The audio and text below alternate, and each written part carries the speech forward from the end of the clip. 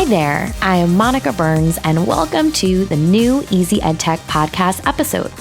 As a former New York City public school teacher and current EdTech consultant, I started this podcast in 2019 to share my favorite classroom tech integration tips and stories from my experiences. Each episode offers practical ideas for you to try, share, or save for later. Be sure to check out classtechtips.com/podcast for today's show notes and resources. And if you're listening on Apple Podcasts, Spotify, Google Podcasts, or another favorite podcast app, you'll find the show notes link in the description too. This episode is sponsored by Britannica Expedition Learn. We're always looking for ways to engage our students, spark their curiosity, and foster exploration while ensuring we're meeting state and national standards. It's a tall order, and there's a solution that can help you address these concerns more.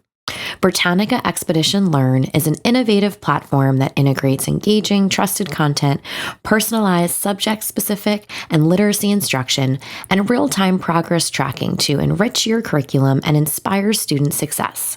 It's designed to help students develop critical thinking, problem-solving, media literacy, and communication skills. Plus, it's built with teachers in mind, offering easy lesson assignments and comprehensive reporting tools. Expedition Learn can transform classrooms, making learning an exciting journey of discovery. As we navigate new social media for educators, remember that Britannica Expedition Learn is there to support you in your teaching journey. Learn more at britannicaeducation.com. This week's episode is titled, What's the Story with Threads and New Social Media for Educators? And in today's solo episode, I'm going to share some updates on what I'm hearing when it comes to using social media as an educator, specifically for professional learning, and where I think the best, or at least the most interesting places are to go to connect with educators, learn something new, and share what you're most excited about. So let's start off today's episode with a bit of history. Well, my personal history, at least, for using social media. As an educator, as a classroom teacher, I started using Twitter as a way to connect with educators outside of my school. And if you've heard the story about the start of my journey, then you might already know where this is headed. I was teaching in New York City. We were one-to-one iPad pretty early on, but not the first school, but pretty early on. And the team at Apple Education asked if I would come to speak at an event they were having in Lower Manhattan. It was right around the corner from where I lived. I taught uptown. It was after school. I said, no problem. I'll come over and talk about some of the apps and strategies and things we were doing in my classroom. And I walked in, and it wasn't just a few teachers like I kind of thought, but it was a few hundred teachers. And I went up on the stage, talked all about my favorite apps, went through my little keynote presentation of all the things we were trying out and things that were grabbing my attention. And at the end of the presentation, when I was kind of walking off stage and chatting with people, a few people asked, what is your blog? Can we follow you on Twitter? And I was really overwhelmed at this idea. It was in 2012, early in the winter time of 2012. And at that point, I thought to myself, okay, maybe I do have some things to share here. And not only was that the origin story, if you will, for the blog, but also for starting out on social media, specifically Twitter. And after this event, I thought a bit about ways that I could share what I was excited about. I started my blog and then started sharing on Twitter, and it was transformative. I connected with educators I would later meet in person, like at the ISTE conferences or as an Apple Distinguished Educator, and some would become, and are really great friends in the years to come. So for me, using social media as an educator was always, and still is, really about three things: to connect with educators, to see what they're doing and what the buzz in EdTech was all about, to learn something new and sometimes get my questions answered, and to share what I was most excited about. This included sharing my blog posts at the start, then my travels, and even more content like video and my podcast too. So after starting out with Twitter in 2012, I began using Facebook.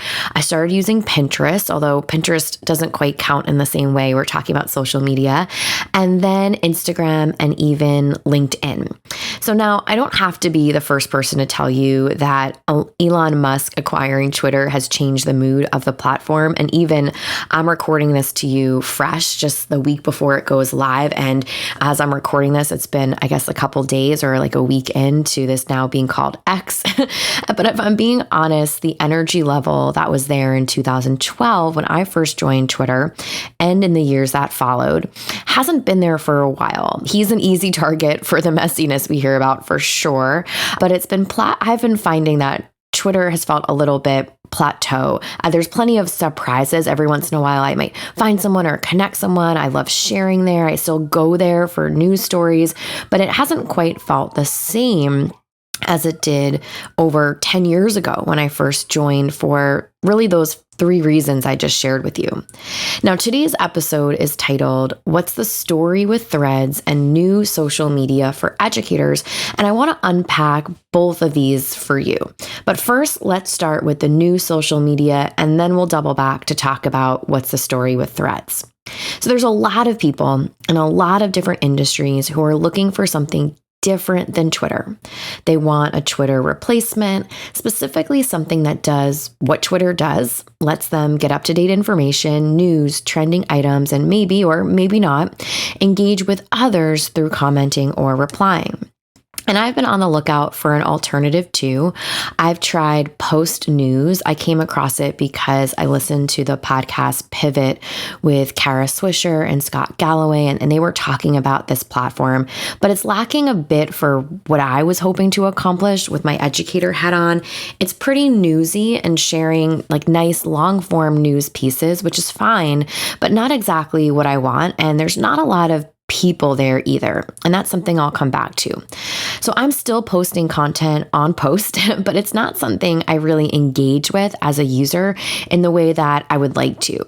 It feels very one way for me right now, unlike Instagram where I post and then I comment on other people's posts too, or I bookmark a post if it's a great idea. Instagram is much more two-way for me. So this post as our kind of first example is nice, but it's not really helping me accomplish my goals. Now, another one I'm using is Blue Sky. I heard a bunch of people talking about it, especially at the ISTE live conference in Philadelphia about a month ago. And it's growing, and you do need an invite code to join. So part of me kind of likes that slow ramp up for things. Other parts of me finds that the exclusivity can be tough for people if they're excited to join in. Alice Keeler, who you might know, a fantastic educator to follow on any platform, I'll link out to her in the show notes. She got me a code to Blue Sky and has definitely been an advocate for this platform. And I love watching how other people interact in these spaces. There are a bunch of educators there who I already follow on Twitter, or maybe I'm kind of just used to seeing them in these virtual spaces, as well as people who I know in real life and in person. So it feels welcoming to educators, even though it's a tool really anyone can use. There's the Edu Sky hashtag. I know that's what Alice has encouraged me and others to add to their posts on Blue Sky. And that's a really great way to sort through what could be noisy. I don't mean noisy in a bad way, but the noise in a space where there's a lot of different industries, a lot of different people, where it's not just educators. And then there is Threads, which is in the title for a good reason. It gains a lot of attention quickly. It's the most quickly downloaded app ever, and it connects to a familiar place, Instagram, which means there's a user base already there and ready to go. So instead of growing slowly, it was kind of like this big bam a few weeks ago. And it definitely has slowed down a bit, but I don't think in a bad way, as much as just a leveling out. If you've tried out Threads, you might have started because you opened up Instagram and it suggested that you downloaded Threads. And since there's so many Instagram users, you can imagine that that's one of the reasons why it's the most quickly downloaded app ever. And Threads has a lot of parallels or similarities to Twitter. And you can say what you will about copycat apps and all of that, an important conversation, but not exactly what we're talking about today. So it does have some things that should feel familiar. It has a feed of posts that you can scroll through up and down on your mobile device. You can follow people. It'll actually prompt you to follow people you already follow on Instagram, which means that you can find people easier and you will get followers a little bit quicker too. So you'll stay connected with anyone you were connected with before. You can post with text. There's a character count limit, a bit longer than Twitter. You can add links. You can add a video, so upload a video, and add pictures. So there is a character count and limit of 500 characters. And of course, you can add in that extra media, but that's really where the threads comes into place, right? So the thread means that you are adding on kind of like a discussion thread in a forum that you might be a part of. But the title of today's episode has the what's the story, right? What's the story here? Well, here's a bit of it. Threads was developed by Meta, or the folks behind Facebook.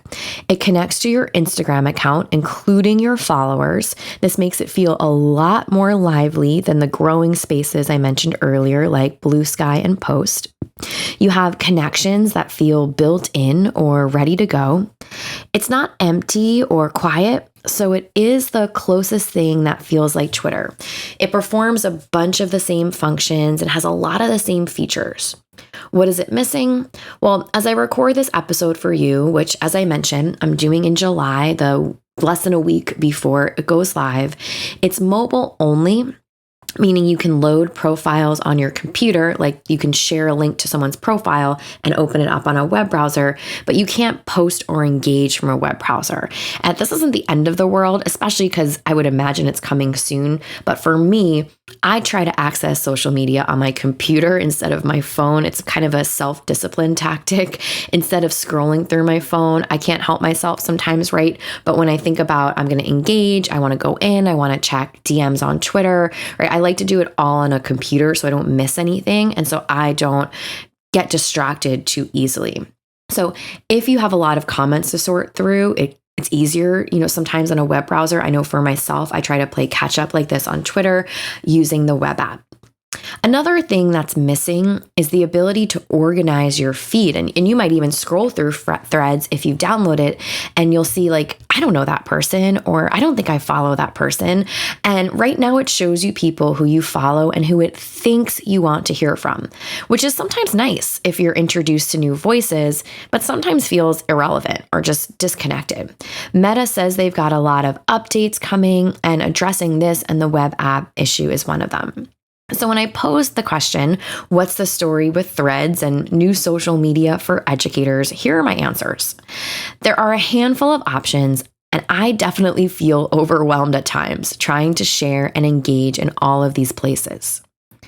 Threads is arguably the best in terms of a smooth interface, but what sets it apart is that there's so many more people there. It's much more lively, and in my eyes, I'll probably make it the winner and the most worth your time. If you're looking for conversations, ideas, and resources, maybe even some jokes or some laughs in a way that Instagram doesn't quite allow, less posting like Instagram, more conversations in a thread, then this is someplace you want to pay attention to. I don't know if it will put the other guys, right, the other web-based social media, all the different pieces we've talked about, out of business, but I do think it's something worth watching, and you might find yourself picking your one spot. And although I'm not abandoning Blue Sky or Post, I do think this may be the place where if I have to make a choice about allocating my time, I might be in Threads a bit more. And of course, I'm not leaving Twitter, but I just want to be ready for all the shifts and all the changes that are happening.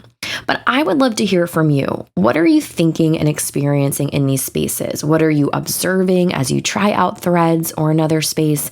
What do you wish was there that's missing? How do you plan on using Threads? Another space I mentioned like Blue Sky, or another strategy for connecting with educators? Let me know. I want to hear what is on your mind as we're evolving here. You can find me on Threads, Instagram, or Twitter. I'm most active on those three. So you can reply to me or to reply to one of my posts, or you can send me a DM there, or you can even send me an email. You can easily send me an email by replying to my weekly newsletter. I get all of them in my inbox, and it's free. And you can sign up for my newsletter at classtechtips.com/newsletter. When they come on Monday afternoons, you can always just reply to them with anything you're thinking or wondering about, or even a question that you have as you're diving into this new social media for educators. So let's make this EdTech easy with a few key points from today's episode. There are lots of options, and Threads feels like a standout. Be intentional in these spaces for connecting, learning, and sharing. If you find a great space, like Threads or another app, tell a friend or colleague. And remember, you can find the show notes, the links to all the things I mentioned today by going to classtechtips.com/podcast and finding today's episode number 226. A big thank you to Britannica Expedition Learn for sponsoring this episode. Britannica Expedition Learn is a digital learning platform that takes students on a 4-stage journey of discovery and understanding. It sparks interest, builds understanding, connects learning, and encourages students to learn more.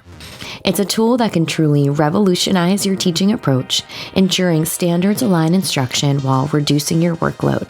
With Expedition Learn, you can personalize instruction for diverse learners, manage lessons in one centralized hub, and track progress with real-time reports. It's a game changer for educators in grades 3 through 8, and I encourage you to check it out. The path to knowledge starts with Britannica Expedition Learn. Learn more at britannicaeducation.com. Thanks for joining us for another Tuesday edition of the Easy EdTech podcast. Remember to hit follow on Apple Podcasts, Spotify, or your favorite app to have next week's episode ready for you on Tuesday morning. Feel free to share takeaways from this episode with friends or colleagues in a quick email or text, or even on social media. And don't hesitate to tag me at Class Tech Tips if you have any questions.